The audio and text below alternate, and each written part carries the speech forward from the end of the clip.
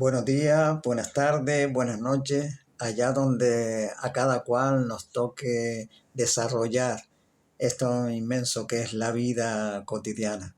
Desde el Centro de Estudios Humanistas de las Américas, deseamos compartirles hoy esa investigación que quienes participamos desde el Centro de Estudios Humanistas de las Américas desarrollamos con esa mirada universalista, desde la mirada siloísta, para hacer llegar lo profundo de las culturas hasta el último rincón.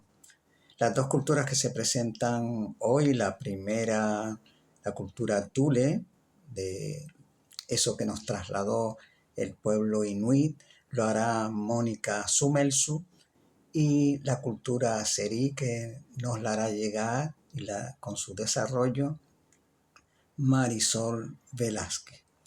Les agradecemos desde ya el tiempo que nos comparten y que les deseamos también que puedan hacer llegar los conocimientos o las futuras investigaciones que consideren para hacerla en un futuro, hacer su presentación aquí.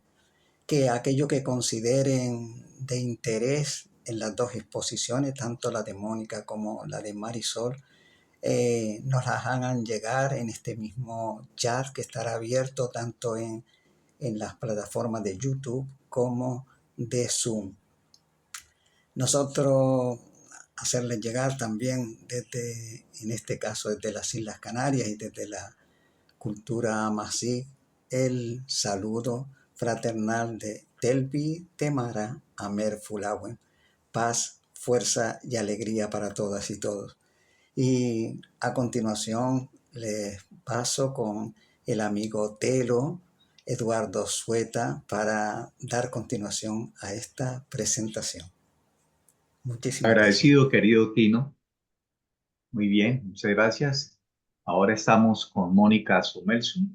Ella es comunicadora social de Chile, humanista universalista, miembro pleno del Centro de Estudios Humanistas de las Américas. Ha presentado culturas de Sudamérica como mapuche, aymara y Asia, la cultura árabe. Y hoy presenta la cultura Thule Inuit. Thule, la raíz espiritual del pueblo Inuit. Asia, América. Los dejamos con Mónica. Gracias.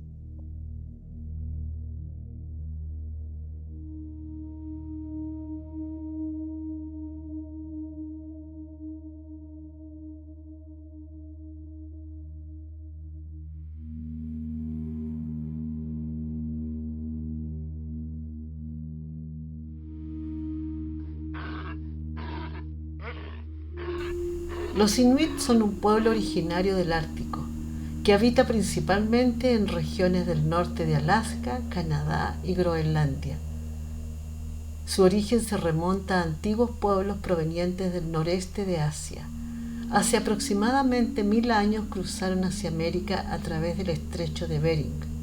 Estos grupos, conocidos como la cultura Thule, se expandieron progresivamente por las zonas árticas, adaptándose a un entorno extremadamente exigente. El paisaje en el que se desarrollaron es uno de los más extremos del planeta. El Ártico se caracteriza por temperaturas muy bajas, largos inviernos con escasa luz solar y veranos breves. El territorio por hielo, nieve, tundra, mar, aurora boreal. Lejos de ser un entorno estático, el Ártico es un espacio dinámico, donde el hielo se forma y se rompe. Los animales migran y las condiciones cambian constantemente. La supervivencia no dependía de modificar el entorno, sino de comprenderlo profundamente. Los inuit desarrollaron un conocimiento detallado del clima, del comportamiento del hielo y de los ciclos de los animales. Aprendieron a interpretar señales sutiles del paisaje, como cambios en el viento, sonidos del hielo o huellas en la nieve.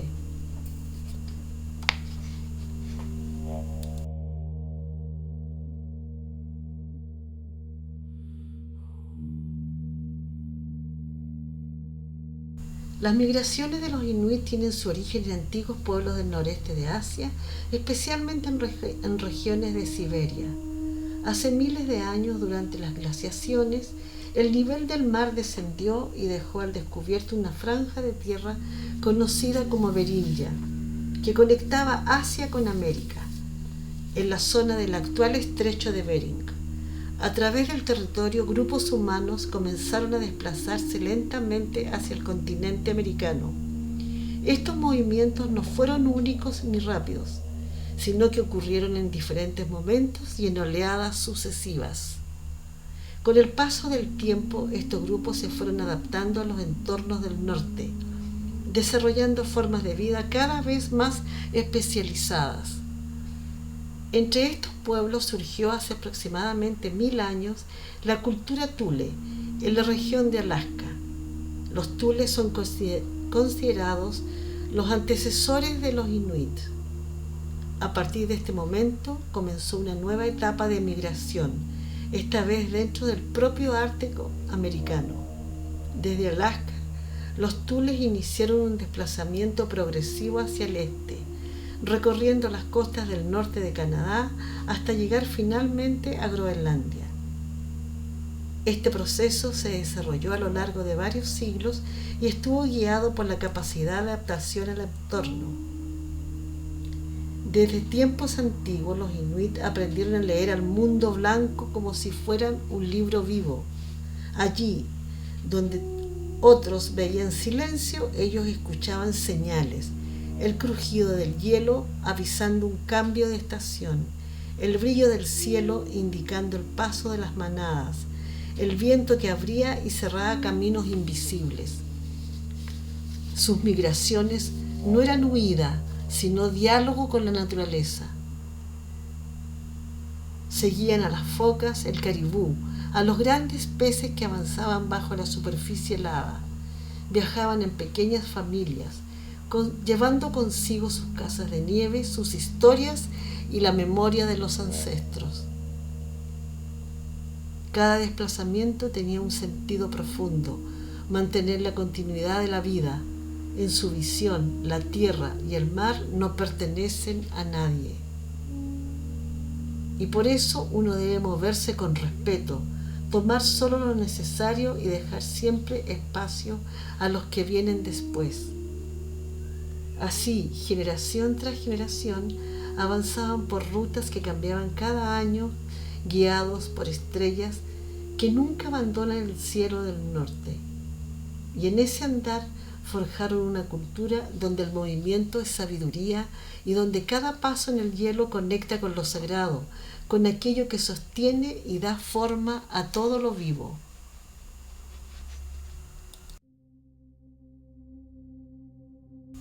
Lo sagrado se encuentra en lugares concretos del entorno ártico, directamente ligados a la vida. El principal es el mar Ártico, en zonas como el mar de Bering, la bahía de Baffin y el mar de Beaufort. Es el espacio de la caza y la subsistencia, donde se establece una relación directa con lo profundo y lo imprevisible. El hielo marino, presente en Alaska, Canadá y Groenlandia, es el soporte de la vida cotidiana. Allí se camina y se caza, pero requiere atención constante, porque está en permanente cambio. Las costas árticas funcionan como zonas de transición entre tierra y mar. Son puntos de asentamiento, observación y organización de la vida comunitaria. La tundra ártica, extensa y silenciosa, es un espacio de desplazamiento y adaptación, donde el entorno se experimenta sin intermediarios. La aurora boreal, visible en todo el norte, introduce un fenómeno del cielo que rompe la rutina y amplía la experiencia del entorno. No existen templos fijos, sin embargo, espacios como el iglú o los lugares donde actúa el chamán adquieren importancia según su uso. Lo sagrado en esta cultura no está separado. Se encuentra en el mar, el hielo, la costa, la tundra y el cielo. Son espacios concretos donde se sostiene la vida y se establece una relación directa con el entorno.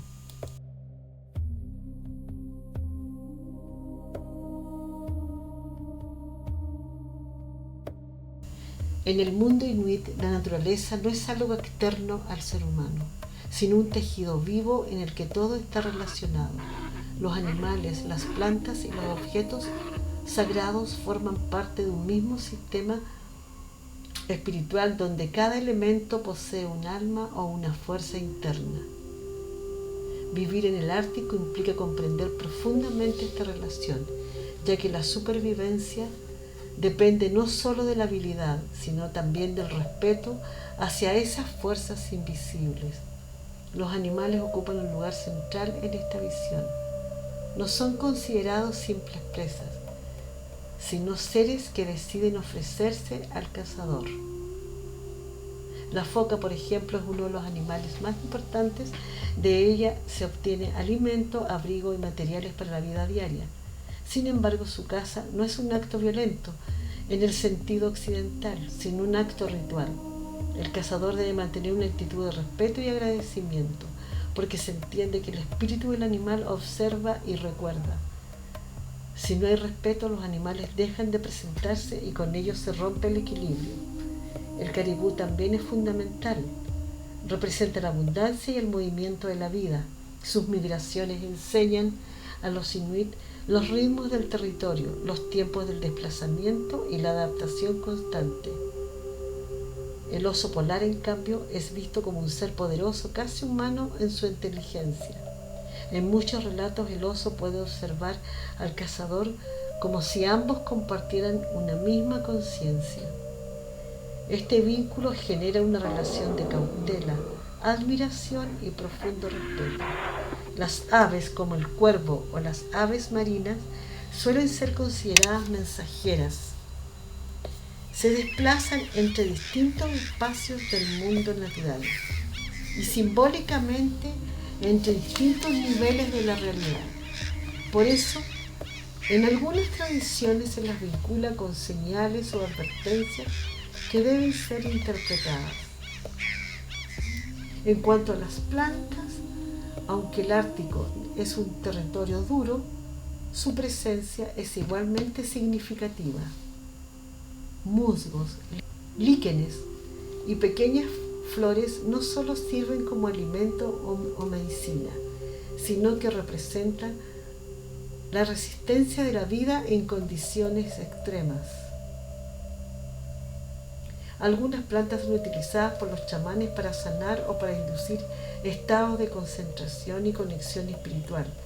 No se trata de un uso recreativo, sino de un medio para abrir la percepción y facilitar el contacto con lo sagrado. Los objetos sagrados también poseen un carácter espiritual.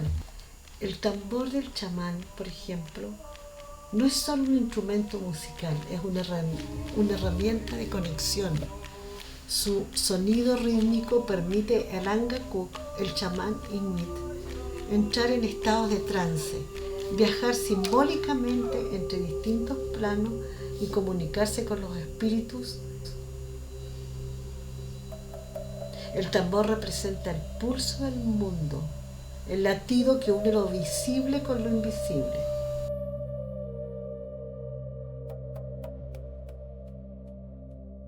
Las máscaras utilizadas en ciertos rituales también tienen un valor profundo. No son decorativas, permiten encarnar fuerzas animales o espíritus. Quien porta una máscara no está actuando, sino que se convierte momentáneamente en aquello que representa. De este modo se establece un puente entre el mundo humano y el mundo espiritual. En conjunto, animales, plantas y objetos sagrados forman un sistema coherente, donde todo está interrelacionado. No hay separación entre lo material y lo espiritual. Cada acción humana tiene una repercusión en ese equilibrio y por eso la vida inuit se basa en la reciprocidad.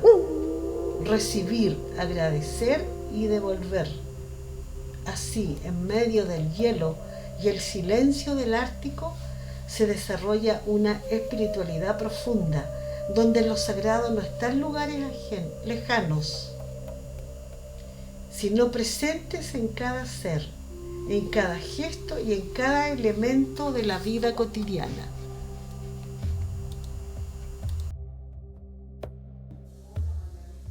El plano medio es el espacio donde vive la comunidad, pero también donde se hace posible el contacto con los mitos y lo sagrado.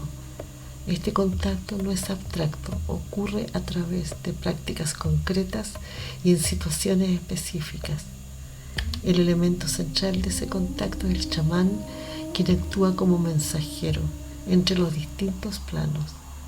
Desde el plano medio, el chamán no crea el mito, sino que entra en relación con él, accediendo a ese espacio donde habitan las fuerzas y relatos sagrados.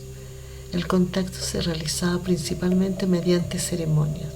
Estas incluían el fuego, que organizaba el espacio y concentraba la atención, el canto y la repetición, que inducían un estado especial, la concentración o trance, que permitía el desplazamiento simbólico.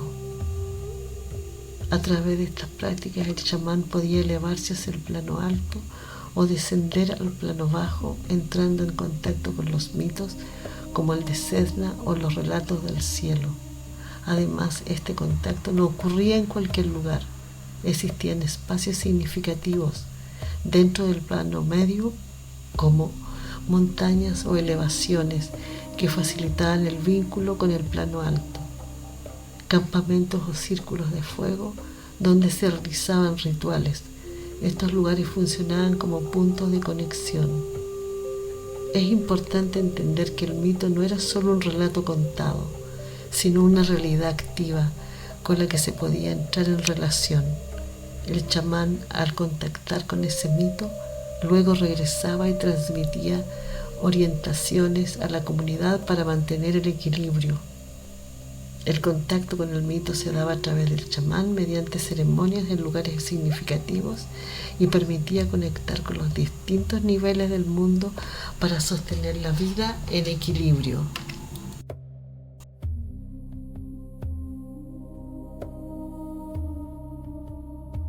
El mito de Sedna se puede comprender como una estructura simbólica fundamental dentro de la cosmovisión inuit. No es solo una historia, sino un modelo de relación entre el ser humano, la naturaleza y lo sagrado. Ruptura del orden humano. Sedna representa inicialmente el humano integrado en un orden. Ese orden se quiebra por una traición, engaño o desequilibrio. El sentido, el mundo humano, no es estable, puede fracturarse. La caída al plano profundo. La figura central desciende al mar, que no es solo un lugar físico, sino un plano ontológico, inferior o profundo. El océano es lo inconsciente, lo primordial, lo no controlado. En el momento de máxima ruptura ocurre una desmembración. De esa fragmentación surge la vida. Los animales marinos nacen de Sedna. Esto establece un principio clave: la vida emerge del sacrificio y la ruptura. Sedna no muere, se convierte en una potencia permanente del cosmos. Habita en el fondo del mar, inframundo. Controla los recursos vitales, animales. Es una figura liminal entre vida y muerte, entre humano y naturaleza, entre dolor y creación. Regulación del equilibrio. El mito establece una ley. Si hay equilibrio, Sedna libera la vida. Si hay desequilibrio, Sedna retiene la vida. Introduce una ética. La subsistencia humana depende de una relación correcta con lo sagrado. Mediación chamánica. El acceso a Sedna no es directo. El chamán desciende al plano profundo, restablece el orden, simbolizando empeinar su cabello. Existe un camino de contacto con lo sagrado. Ese contacto implica ordenar lo caótico. El mito de Seno expresa ruptura, descenso, fragmentación, transformación, regulación y reconciliación. Sedna no es solo un ser mítico, es la representación de una ley profunda. Lo que es rechazado, herido o fragmentado no desaparece, desciende, se transforma y pasa a gobernar desde lo profundo. El contacto con lo sagrado no es permanente ni cotidiano. Se produce en momentos específicos, generalmente cuando la vida entra en desequilibrio. Ese contacto responde a una necesidad concreta: comprender y restablecer la relación entre la comunidad, la naturaleza y aquello que se percibe como origen profundo. Uno de los caminos principales de contacto es el silencio y la observación del entorno. En un territorio como el Ártico, donde las condiciones son extremas, la atención se vuelve fundamental. El hielo, el viento, los sonidos del mar y la presencia o ausencia de animales no son solo fenómenos naturales, sino señales que deben ser interpretadas. Este tipo de contacto no requiere intermediarios. Es una forma directa de percepción que vincula al ser humano con su entorno. Un segundo camino es el ritual comunitario, cuando el desequilibrio afecta a todo el grupo. Por ejemplo, en momentos de escasez, la comunidad participa en prácticas que buscan restablecer el orden. Estos rituales no son abstractos, están ligados a acciones concretas como cantos, movimientos o formas específicas de preparación antes de la caza. En ellos se expresa la intención colectiva de reconectar con lo sagrado. El tercer camino es el más estructurado, el contacto a través del chamán, que actúa como mensajero. El chamán es quien puede acceder a niveles de experiencia que no están disponibles en la vida cotidiana.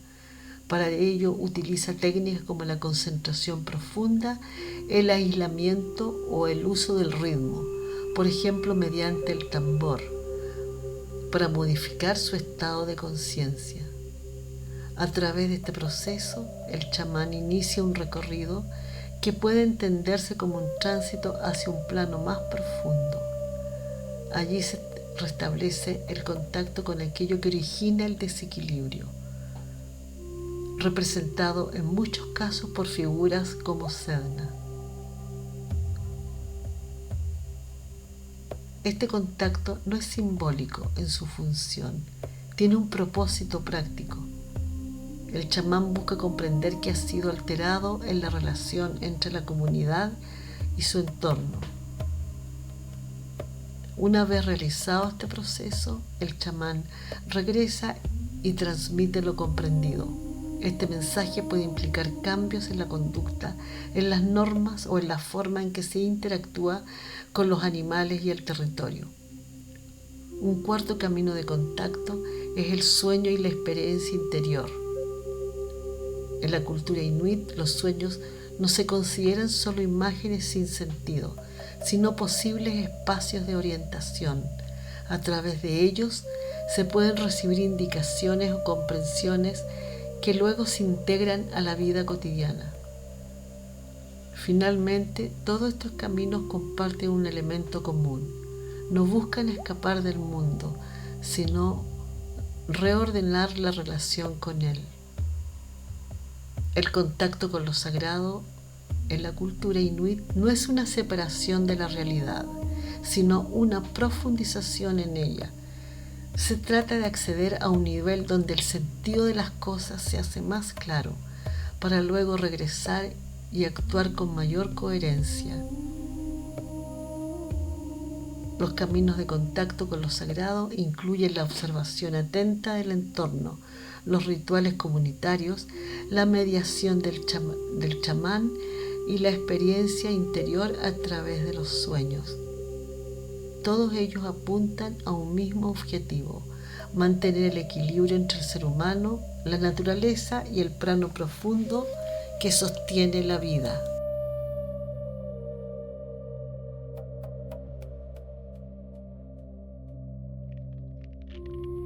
El Angakok, chamán mensajero inuit, surge en América, Groenlandia, Canadá, Ártico, Aláska. Es el mediador entre mundos, humanos, espíritus, animales, muertos. Cumple funciones de sanador, guía espiritual y regulador del equilibrio.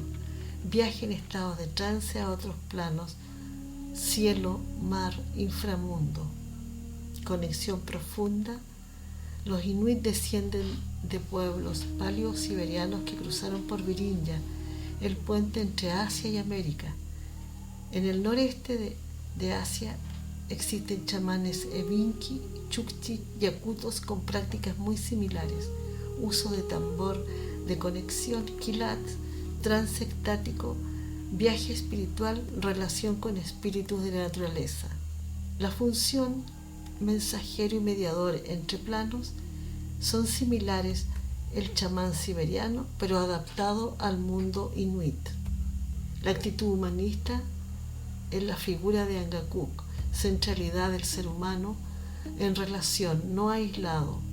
El ser humano no está separado del mundo, está en interdependencia con animales, naturaleza y fuerzas invisibles. El valor humano surge de su capacidad de relación y conciencia, no de dominio. El Angakok interviene en enfermedad, desorden psíquico, ruptura del equilibrio colectivo.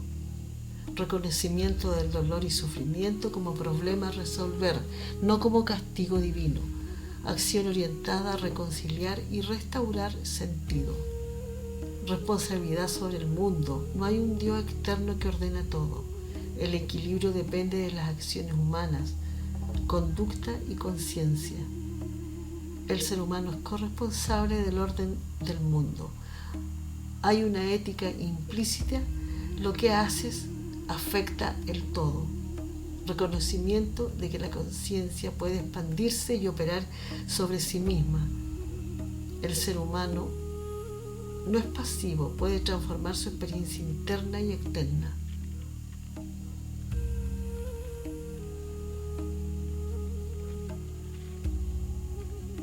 La regla de oro inuit es ética de equilibrio, reciprocidad, interindependencia, responsabilidad, coherencia interna, externa. La superación del sufrimiento propio y ajeno se logra mediante conductas recíprocas y conscientes. El Angakok es garante de que esa regla no sea abstracta, sino operativa en la vida. Los momentos humanistas inuit aparecen cuando se supera el sufrimiento, se actúa con reciprocidad, se cuida la vida, se amplía el respeto más allá del ser humano. Son lecciones concretas que sostienen la existencia en condiciones extremas.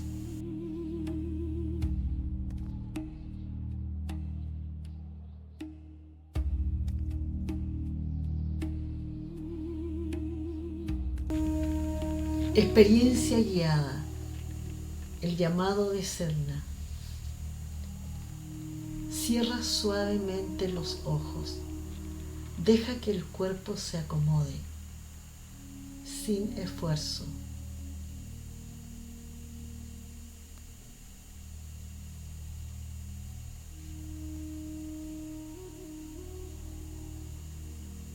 Sientes el contacto del cuerpo con el suelo, el peso, la quietud, el frío suave del aire que entra y sale.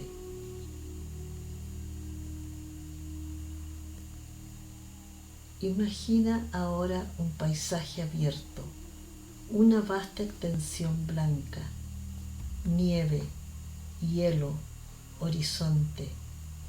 El cielo es amplio, el silencio profundo.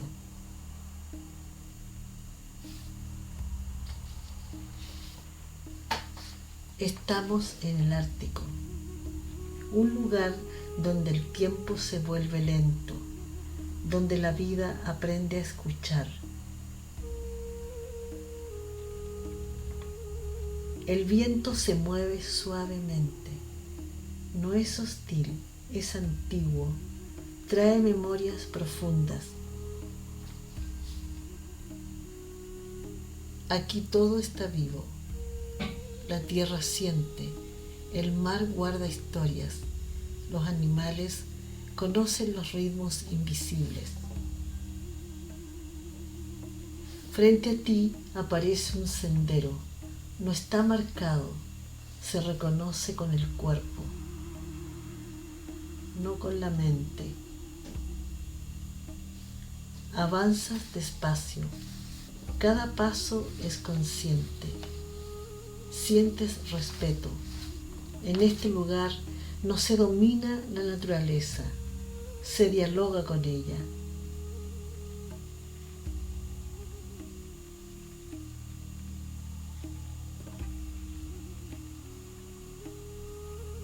A lo lejos escuchas un sonido grave, rítmico, constante. Es un tambor.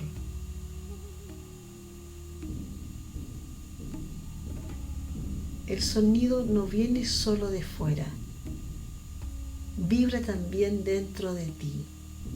Marca un pulso antiguo, un pulso humano.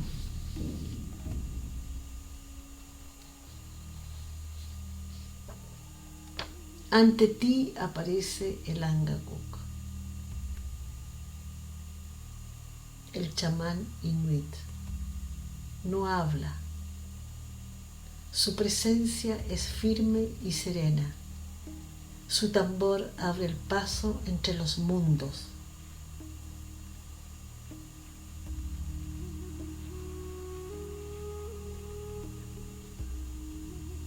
El ritmo del tambor se hace más lento y más profundo.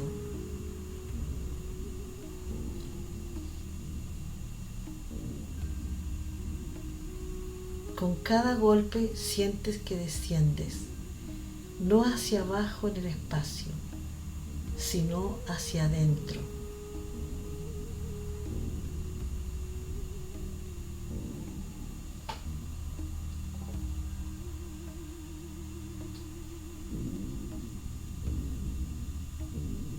Ahora el paisaje cambia. Estás junto al mar. El agua es oscura, profunda, inmensa. Aquí habita el origen.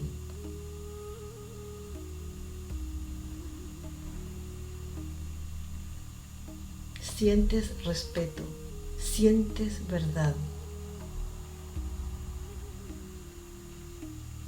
Desde las profundidades emerge Sedna, no como castigo, sino como memoria. Su presencia es poderosa, silenciosa, sagrada.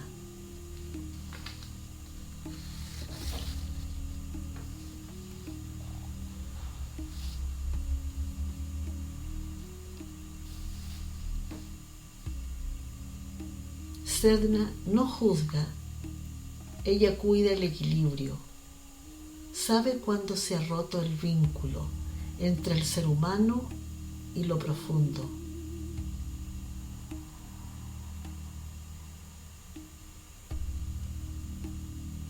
El chamán se acerca a ella, con gesto lento, comienza a peinar su cabello. Cada movimiento restablece el orden.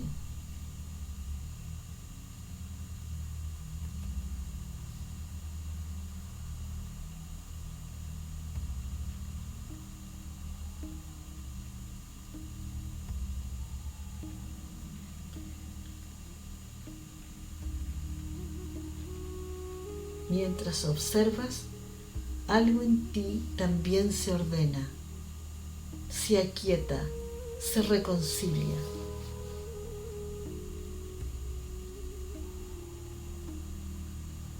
Comprende sin palabras que la vida depende del respeto, del cuidado, del registro interno.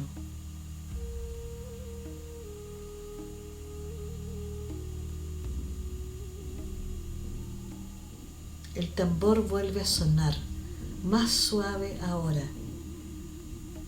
El mar se calma, Sedna regresa a lo profundo.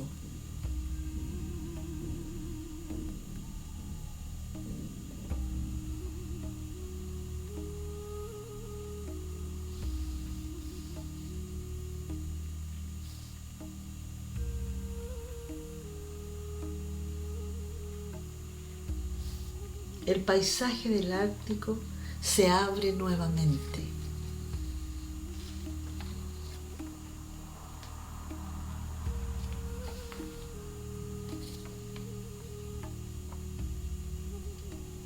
Hielo, cielo, silencio.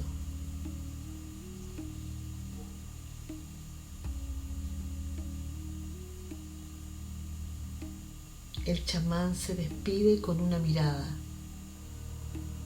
El mensaje ya fue entregado. No se explica, se vive.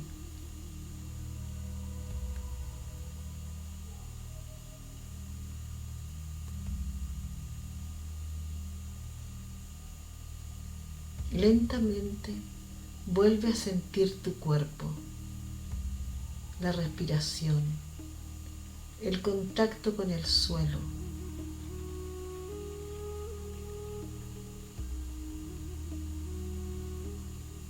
Cuando lo sientas, abre los ojos suavemente, lleva contigo el registro, el paisaje, el vínculo con lo sagrado.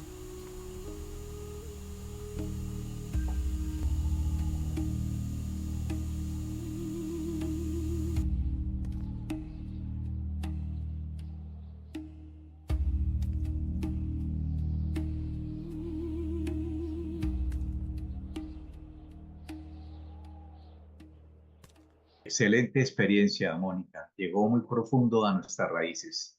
Muy bien, gracias. Ahora quiero presentarles a Marisol Velázquez, psicóloga. Se desarrolla en su proyecto de desarrollo del ser humano, oriunda de Colombia, radicada en Azerbaiyán, Asia, humanista universalista, investiga su cultura azeri entre el fuego sagrado y la trascendencia humana. Los dejo con Marisol. Hola amigos, hoy viajamos al corazón de Azerbaiyán para conocer el mito del dragón del río Kura, donde el fuego se presenta como un símbolo sagrado. Entre lugares sagrados, aguas creativas y antiguas tradiciones se refleja una profunda conexión entre la naturaleza, la fe ancestral y la identidad del pueblo azerí. Así que, acompáñennos. El origen. En una tierra donde el fuego brota del suelo y el viento acaricia montañas milenarias, nació un pueblo que aprendió a escuchar. Mucho antes de que existieran fronteras, cuando los imperios aún susurraban sus primeros nombres, una antigua fe emergía desde las arenas del Irán ancestral. El zoroastrismo. Su profeta, Zaratustra, habló de un solo Dios, Ahura Mazda, y de una lucha invisible entre el orden y el caos, entre la luz y la sombra. Cuando el vasto imperio aqueménida extendió sus dominios en el siglo VI, estas tierras, el actual Azerbaiyán, quedaron envueltas en la influencia persa. Y con el tiempo, bajo el poder de los partos y los sasánidas, el fuego dejó de ser solo un elemento, para convertirse en un lenguaje sagrado. En la península de Abcheron, donde la tierra respira gas y el fuego nunca se apaga, se consolidó un culto silencioso y eterno. Durante el imperio sasánida, el zoroastrismo se convirtió en religión oficial y la vida se organizó en armonía. Agricultores que honraban la tierra, guerreros que protegían el orden, sacerdotes que custodiaban el fuego y artesanos que daban forma al mundo visible. Aquí, sembrar trigo no era solo sobrevivir, era un acto sagrado. Cuidar del ganado, comerciar, extraer los dones de la tierra, betún, gas, minerales, era participar en el equilibrio del universo, porque cada acción humana podía inclinar la balanza entre el bien y el mal. Y en cada hogar, una llama ardía en silencio, viva, constante, pura, no solo como fuego, sino como memoria. El espíritu del pueblo y sus lugares sagrados. Desde tiempos antiguos, sus ancestros comprendieron algo esencial. La naturaleza no era un recurso, sino un espíritu vivo. En cada roca latía la memoria, En cada árbol se tejían historias y en cada llama ardía un lenguaje sagrado. No eran simples elementos, eran presencias, voces antiguas que hablaban de lo invisible. Y así, entre susurros de fuego y viento, los seres humanos comenzaron a reconocerse en ese reflejo. Sus miedos danzaban en las sombras de las llamas, pero sus esperanzas brillaban en su luz. En el corazón de la península de Abcheron, donde la tierra respira gas y el fuego emerge sin ser llamado, surgieron espacios donde lo humano y lo divino se encontraban. El Ateshak en Surajani se alza como testigo de ese vínculo eterno, construido sobre emanaciones naturales de gas que alimentan llamas perpetuas. Fue durante siglos un santuario compartido por zoroastrianos, hindús y sikhs. Entre columnas de piedra, un altar ardiente y pequeñas celdas para monjes, el fuego no solo se contemplaba, se vivía como un acto de purificación. Más allá, en Janardak, la montaña arde sin descanso, una llama continua que brota de la tierra, considerada manifestación de la divinidad y símbolo de pureza. Allí, donde el fuego nunca duerme, se elevan oraciones y ofrendas, como un intento humano de dialogar con lo eterno. Y en la antigua región de Gobustán, las piedras hablan. Petroglifos grabados en roca muestran danzas, símbolos celestes y rituales olvidados, mientras cuevas y formaciones naturales sirvieron como escenarios para ceremonias ancestrales. Un testimonio silencioso de que la espiritualidad también se escribe en la piel de la tierra. Incluso más allá, en la mística isla Piralají, el nombre mismo guarda un eco sagrado. Piralají, unión de Pir, guía espiritual, y Alá, lo divino. Un lugar que sugiere refugio, santuario, un punto de encuentro entre lo humano y lo celestial. Y en toda Abcherón, donde las llamas emergen como un suspiro ancestral, el fuego no solo iluminaba la noche, iluminaba el sentido de la existencia. Porque en esta tierra, escuchar la naturaleza siempre fue la forma más pura de entender el alma.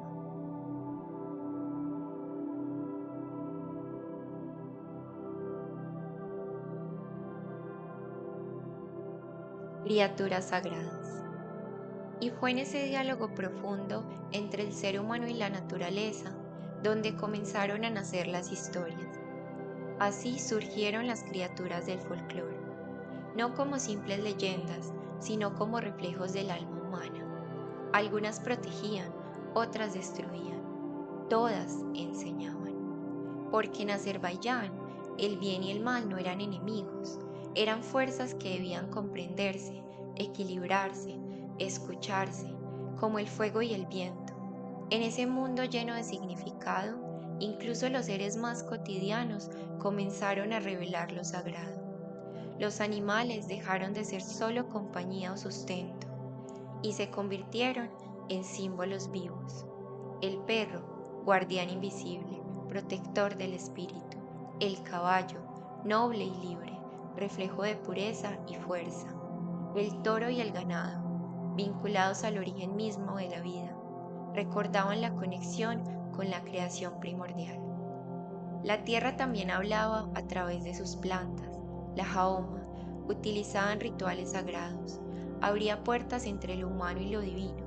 El ciprés, firme y eterno, susurraba la idea de la inmortalidad, y los árboles, en su silencio, se alzaban como puentes entre el cielo y la tierra, símbolos vivos de existencia. Pero eran los elementos, los objetos, los que sostenían el equilibrio invisible. El fuego, Atar, no era solo llama, era la manifestación visible de lo divino, una presencia que guiaba y purificaba. El agua pura fluía como esencia de vida y limpieza espiritual, mientras símbolos como el Farabahar, con sus alas extendidas, recordaban al ser humano su propósito: elegir, crecer, trascender. Así, en cada criatura, En cada planta, en cada elemento, el pueblo encontraba respuestas, porque en esta tierra nada era casual, todo tenía un alma, todo tenía un mensaje y todo formaba parte del mismo susurro eterno. Y entre todas las historias hay una que aún fluye, la del gran río, el alma líquida de la tierra. El río Kura atraviesa estas historias como una memoria viva. Sus aguas no solo recorren montañas y valles, también guardan secretos antiguos. Se decía que en sus profundidades habitaba una criatura ancestral, un dragón, no solo una bestia, sino la encarnación del poder de la naturaleza, capaz de destruir y también de proteger, como el fuego, como el viento, como la vida misma. Y no estaba solo. En los relatos del pueblo azerí, otras presencias emergían entre la niebla de lo desconocido. El Tepeyós, gigante de un solo ojo, símbolo de fuerza desmedida y desafío humano. El Culiabani, impredecible y desconcertante, con sus pies invertidos, recordaba que no todo sigue el orden que creemos entender. Y el Mesha Adame, espíritu del bosque, podía ser guardián o engañador, dependiendo del corazón de quien se adentrara en su territorio. Cada criatura no era solo un ser fantástico, era una enseñanza, una advertencia, un espejo. El caos. Pero no todo fue paz y armonía, porque el caos también era parte del equilibrio, que era necesario para el cambio. Y así nació una de las leyendas más profundas de estas tierras, la del dragón del río Kura. Hubo un tiempo en que el orden se quebró. Las aguas comenzaron a crecer más allá de sus límites. Los campos desaparecieron bajo la corriente y los pueblos, por primera vez, dejaron de escuchar para temer. Entonces, desde las profundidades del río, despertó. El dragón desató su furia y la tierra entera sintió su aliento.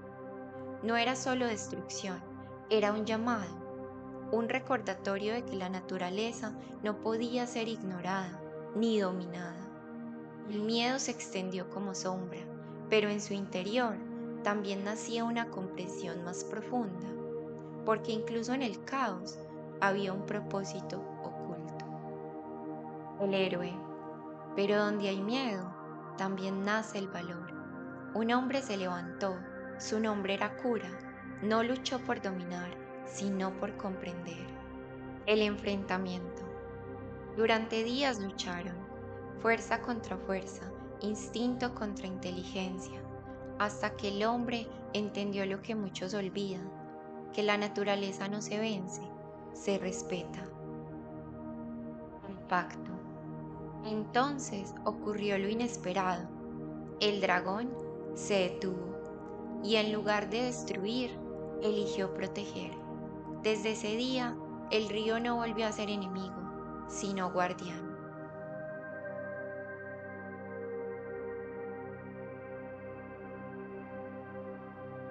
El legado humanista.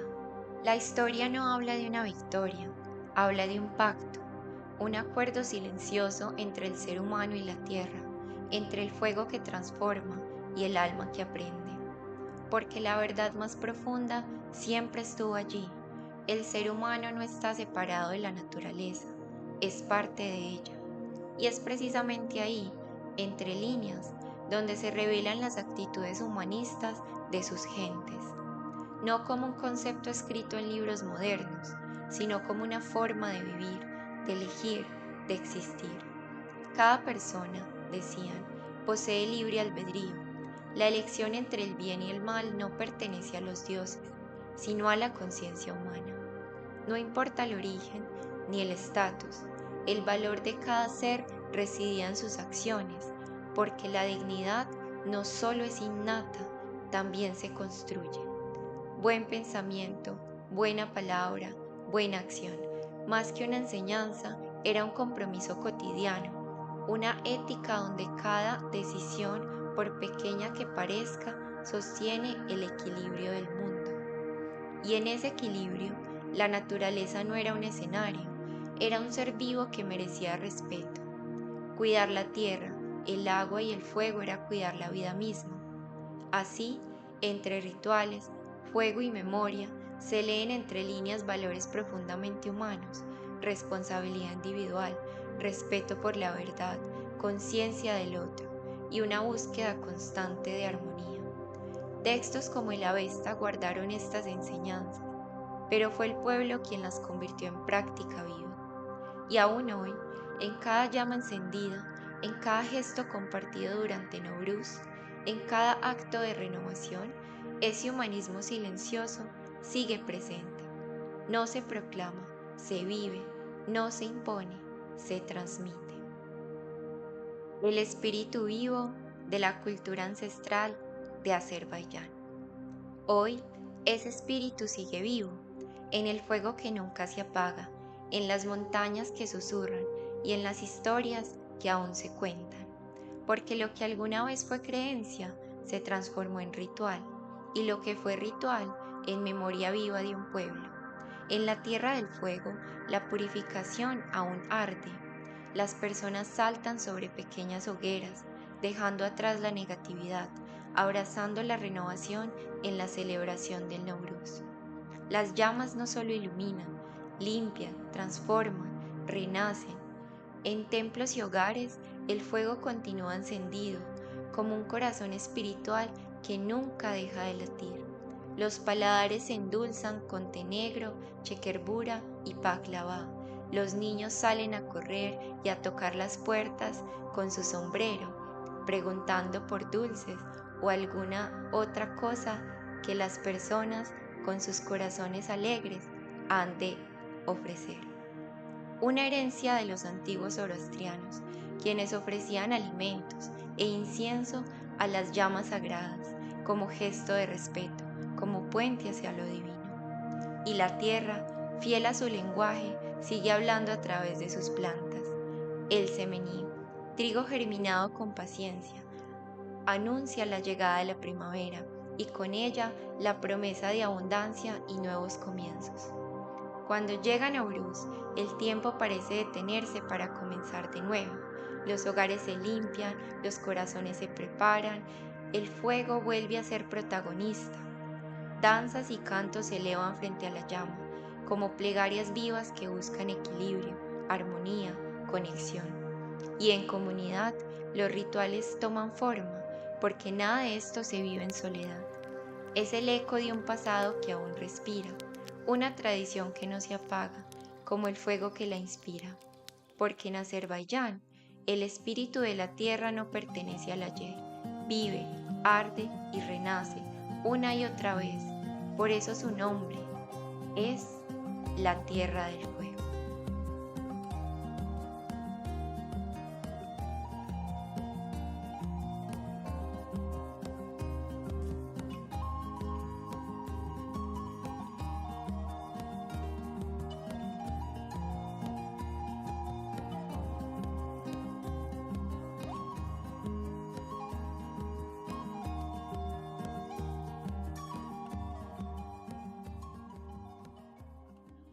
Experiencia guiada, cultura ancestral de Azerbaiyán. Cierro mis ojos, todo está tranquilo, respiro, una y otra vez. Al abrirlos, estoy frente a él. El dragón me observa en silencio. No hay distancia entre nosotros, solo unas hileras de semení, la hierba verde del inicio de la primavera. Marca un umbral sutil entre su mundo y el mío. Su presencia es intensa, siento su aliento, como si el fuego habitara en lo profundo de su ser y también en el mío.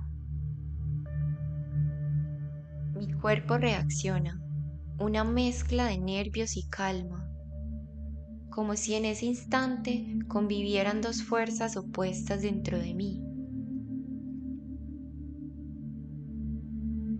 Respiro y conozco esa dualidad, la reconozco. No soy distinta a él, soy reflejo de su misma naturaleza. Las miradas se vuelven difusas, como si el tiempo comenzara a disolverse. Mi corazón se acelera, comienza a latir y decido volver a mi centro. Inhalo profundamente, intentando anclarme en mi condición humana. Entonces, el dragón toma mi mano. Sin resistencia, me guía hacia la montaña ardiente. Cada paso es firme, como si la tierra misma nos reconociera. Me conduce hasta una roca sagrada, marcada por huellas antiguas, ecos de quienes estuvieron antes que yo aquí, en Gobustán. Desde allí, el paisaje se abre, la tierra fértil comienza a despertar. Veo la primera flor blanca de la primavera, inclinándose suavemente hacia el sol, en señal de bienvenida a la nueva estación. Escucho los cantos de los pájaros regresando, y alrededor las aldeas vibran en comunidad, reunidas cerca del fuego, de las llamas que dan vida y significado. El dragón entonces dirige su mirada hacia la llama que emerge de la montaña de fuego, Janarda. Y en ese gesto, sin palabras, me revela algo esencial. Ese fuego también vive en mí. No es solo una fuerza externa, es un reflejo de mi poder interno, de mi esencia, de aquello a lo que pertenezco. Me invita a acercarme. Saltando el fuego, dejo atrás aquello que me pesa, miedos, cargas, pensamientos que nublan mi paz. En ese acto no pierdo nada, suelto. Y en ese soltar, algo dentro de mí se reorganiza, se limpia, se renueva. Al cruzar al otro lado, el dragón vuelve a tomar mi mano. Esta vez nos dirigimos hacia el mar. Atravesamos la inmensidad hasta llegar al vasto y sereno Caspian, donde la tierra y el agua parecen dialogar en calma profunda. Finalmente, llegamos a Piralají, la isla, un lugar que guarda capas de historia y memoria, donde aún se perciben ecos de antiguos nombres y tiempos. Allí nos espera alguien, su nombre es el Nur.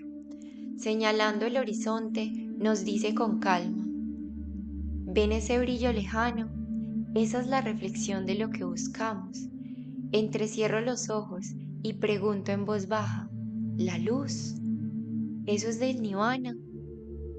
El dragón y el Nur sueltan una risa suave, como piedras rodando en la orilla. Entonces, con serenidad, me explican: el Nirvana no es un lugar al que se llega, es un estado del ser, la libertad del ciclo de esfuerzo constante, de deseo, de sufrimiento. El dragón toma una piedra lisa y gris entre sus manos y me dice: somos como esa piedra, arrastrada por las corrientes del apego, movidos por aquello que no comprendemos del todo. Pero a través de la conciencia, de la observación interna, del entendimiento de la impermanencia, podemos dejar de ser arrastrados, podemos encontrar quietud, incluso en medio de la tormenta. Esa quietud no es ausencia de vida, es claridad dentro del movimiento, es presencia en medio del cambio. Esa es la verdadera liberación. Observo las olas del mar. Suben, bajan, desaparecen, vuelven a surgir. Y en ese ritmo, algo en mí se asienta. Una nueva comprensión nace, silenciosa pero firme, como una llama que no se extingue, un fuego interno que me recuerda quién soy y al mismo tiempo me enseña que también puedo soltarlo todo, porque en ese equilibrio entre ser y dejar ser encuentro mi paz.